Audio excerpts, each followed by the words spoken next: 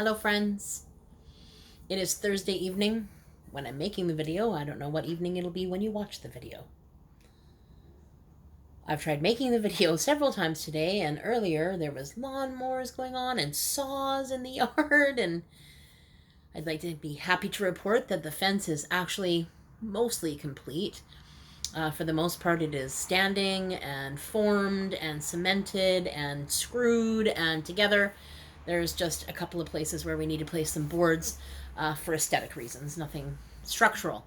So that felt really good and amazing to accomplish today because honestly, I wanted it done a couple of weeks ago. So when there was like all these stalling places and stopping places and needing to pour cement yesterday, needing it to cure, etc., I was really up in my stuff because I was like, this is such an easy job. None of it's supposed to be permanent. And all of a sudden we're doing cement. Like, how did that happen? However, like in life, things come up along the way and you have to readjust and reevaluate.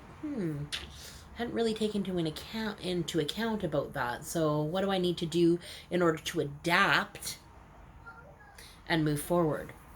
And so I've been adapting all week. And now finally on Thursday, because of me being adaptable and not freaking out. Reasonably, I think that I've been fairly good at just keeping my cool and just sort of going with the flow and understanding that not everything in life can go my way, even though I'd really like that to be true. And today I was blessed. I talked about the other night about being in resistance and really having buyer's remorse. Like, wow, that was a big step that I just took, and that's a huge commitment of money, and I don't know what I'm going to do to pay for everything, and how is that going to happen. Like, that anxiety just grew within me, and I was like, oh my gosh, I feel tired. I feel tired. And sometimes the intensity of anxiety is so overwhelming, and it is so engaging that it becomes the only thing that's felt and seen and experienced. And so today, when I had an opportunity to be in a Hilarapy therapy session, so Hilarapy opened its doors officially yesterday on Canada Day. There's a 30-day free membership. You can go in, sign up for the membership, 30 days, it's for free. You can access any of the stuff that's behind the scenes. One of those things is therapy. And so normally in our comedic classes, we do a version of therapy to begin with. If anything comes up, we continue on that vein until we move into showcasing and workshopping our comedy. Behind the scenes online is going to be a little bit different. They're going to be two separate entities. So although there'll be that component of comedy, you don't have to be a comedian in order to be in there to access the community, for one, the growing community, and to access the opportunity for creative outlets. Even if you're petrified and you're not going to be a stand-up comedian or anything, there's places in there to dive into. One of those places being therapy. The therapy session today was specifically about trust and surrender. Perfect and apt timing. And I thought it was just for me, but ultimately everyone on the call was like, oh, interesting timing for this, because we're all sort of in that same place of stepping into a larger life and a larger role and a larger version of ourselves, or the next version of ourselves. And so there's some navigating to be done there. And so as we learn how to navigate, it is really awesome to have these outlets like Hilarapy. The therapy session in Hilarapy today was an hour and a half long. There was only a handful of people there. It's a really trusting and trustworthy entity, and I felt very safe to be vulnerable there. And ultimately, therapy is the only thing that's ever worked in my life as far as going deep and allowing myself to be vulnerable in the moment of and address some of the stuff that's up for me in this moment. And I've done lots and lots of courses and read lots of books and everything else, but just in particularly this version of therapy is really working for me. So I moved through some stuff today, and I had the opportunity to watch and witness other people move through some stuff today. And it is so magical to watch and be in the experience of being witness to growth, being witness to healing, being witness to that stopping place, that I'm not breathing, oh my God, what's going on, when something hits us, the emotion, the feeling, the thought that maybe leads us there, the experience or the memory that we're triggered by, the word that comes up that's all of a sudden, opens up a floodgate of emotions and feelings. And it was just such a fantastic experience that I had today. And ultimately, what it came down to, and what it always comes down to, and it's so interesting because I think to myself, well, why don't you have this yet? You've learned it 1,000 times, it seems.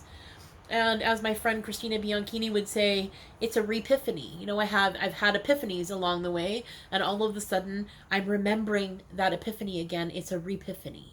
So today I had a number of repiphanies that occurred, and ultimately what it came down to was just be tea. For those of you who don't know, I'm tea. It's what I'm known as to some of my most and dearest friends. They call me T. I'm known as T. Even though my name is Tanya, I am T. And so that really resonated with me because we were formulating something in the background and all of a sudden it made a T. And everything just went whoosh into this floodgate of emotions around just be T. That is enough. And when I'm striving to compare myself to others and feel less than compared to others and feel different than compared to what she's doing or he's doing or they're doing or the world as a whole is doing, and understanding that intuition is intrinsic, which means it belongs to the person it's happening to and for. There is no one outside of us that can tell us this is your intrinsic knowledge, because it comes from within. And I think we're conditioned from small children onwards to really question our intuition, to really question our knowingness, to really question our embodiment of the knowingness intrinsically woven into every cell of our body. And because of that conditioning of saying, you're not good enough, you're too big, you're too loud, you're not loud enough, you don't speak up, you do this, you do that, all the finger pointing that anyone has ever given us, whether it's a teacher, social media, our peers, our co-workers, our siblings, our parents, our parishioners in a religious setting, whatever those messages have been that don't fit with what we actually feel about ourselves, time to start peeling those things off. It almost feels like, if you've ever tried to take a starfish off of the rock or off of the shore, where it hangs out, it's like suctioned on there. This is what it feels like. These things are like, now I have to try and, okay, time to take a little breathing room from that thing. But it takes effort. It takes acknowledgement, and then it takes effort. And sometimes, I take it off and then it's right back there again. And I'm like, wow, here it is again. That's so amazing. Okay, so time to do this again and start to peel back that notion that we always have to adhere to what everybody else says or thinks or feels about what we should or shouldn't be doing. That answer is specifically and intrinsically designed by you, for you, with you, all you. And I'm learning that piece, relearning and relearning and relearning of establishing myself in that place of trust and surrender, understanding that they leapfrog each other. I build up some trust, I surrender. I build up some trust, I surrender. And surrendering isn't that, I've given up. I throw in the white towel, that's it. It's over. Well, sometimes it actually can be that, because sometimes drama is something that comes up in my life. However, surrender in this sense is meant surrendering to what is, surrendering to the idea that I'm moving through a passage. There's a bridge that's necessary with trust and surrender between these two spaces, where I am and where I'd like to be. And where I am is currently stagnant. It's static. It's dull. And at one point in time, it wasn't. It was the electrified version. But as I move through all of the cycles and step up in my comfort zone, those things that used to scare me and terrify me, now I become complacent about. I'm in that place of contentment. Not that contentment is bad, but if I stay there too long, I grow stale. And it is so much better to think that I am constantly and consistently moving forward, because stale dated. You know, I don't want to be that bread that gets moldy. I don't want to be that thing that sits out for so long in that one particular place that I'm left meh there. Life is supposed to be striving, evolution, moving forward, continuously and constantly being with yourself in a way that shows you the answers, that place of discovery. And when I discover things, understanding, okay, so what do I want to look, what do I want it to look like now? And now, and now, and now. You know, a couple of weeks ago, the thought of taking my my sit down stand up comedy stand out on the street terrified me. I was absolutely, and not that that fear is completely gone, but then when I did it a few times, it lessened. And I was like, oh, okay, so, oh yeah, I'm still breathing. This is good. And the response was so good. And I was interacting with real people. And what I was doing in that circumstance was making a difference for somebody else. And it's so brilliant because we never know what kind of difference we're making for somebody, what kind of inspiration we're giving them, what kind of permission we're giving them, what kind of circumstance we're giving them to think about, maybe shift their opinion. In a world that is so intense right now and so tense with anger and hostility and divisiveness. Divisiveness? We're divided. And there's shame and hate and this intensity that's growing in this polarization. And I, for one, just want to love right in the center. And I don't want that to be a naive thought. It's the vision that I hold, that somewhere right here, there's unity.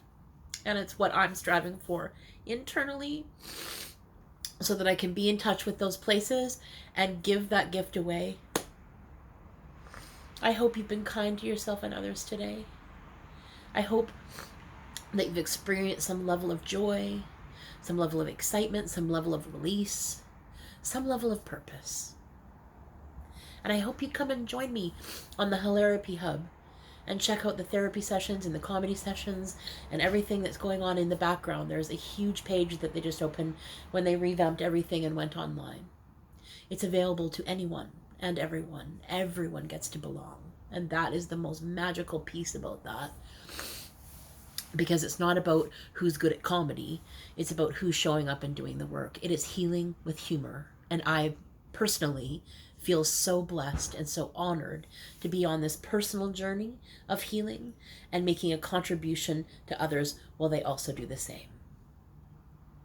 And P.S., I got my bike back today, so I will be bike riding tomorrow.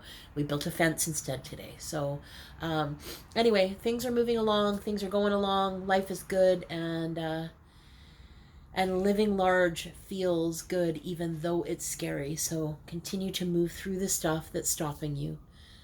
Smash down those self-limiting beliefs. Turn off the monkey mind, the shitty committee, the stinking thinking. Thank you for sharing. No longer are needed. And when you find yourself there, continue to tell yourself that. Continue to make that decision. Continue to really think about what it is that you want and starting to move towards it. I so love you, and I look forward to seeing you tomorrow. Bye.